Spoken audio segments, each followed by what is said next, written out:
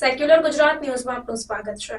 વડોદરાના નાગરવાડા ખાતે બનેલા તપન મર્ડર કેસ બાદ પોલીસ અને દબાણ શાખાની ટીમ એક્ટિવ થઈ છે। ત્યારે વડોદરા શહેરના મચ્છીપીટ વિસ્તારમાં પોલીસના ઉચ્ચ અધિકારીઓ અને દબાણ શાખાની ટીમ દ્વારા દબાણો દૂર કરવા અને કોમ્બિંગ કરવા માટેની કામગીરી હાથ ધરવામાં આવી। રિપોર્ટ નઝીર શેખ સાથે cameraman Arif Sayyed, secular Gujarat news Vadodara. हमारे घर में कुछ भी नहीं है। कौन आया था यहाँ पर? ये लेडीज आई थी पुलिस।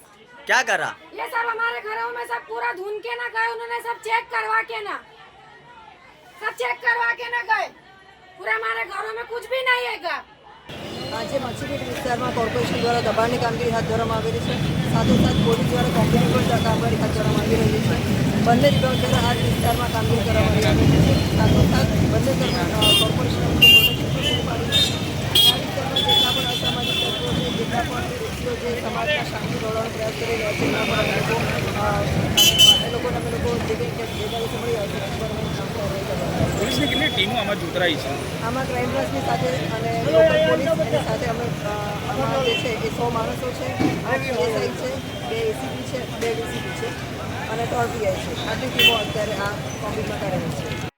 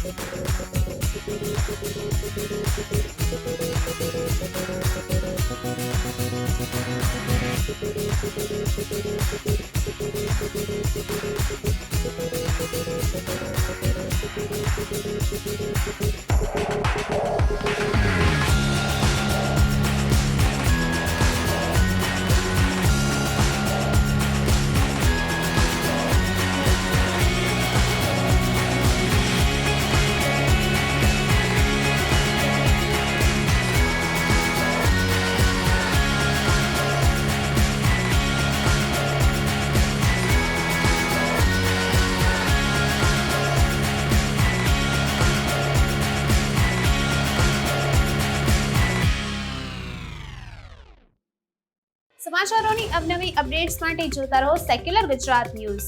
સાથે સેક્યુલર ગુજરાત ન્યૂઝ ચેનલને લાઇક, શેર અને સબસ્ક્રાઇબ કરો અને બેલ આઇકોન દબાવીને સમાચારોની ઝડપી માહિતી મેળવો।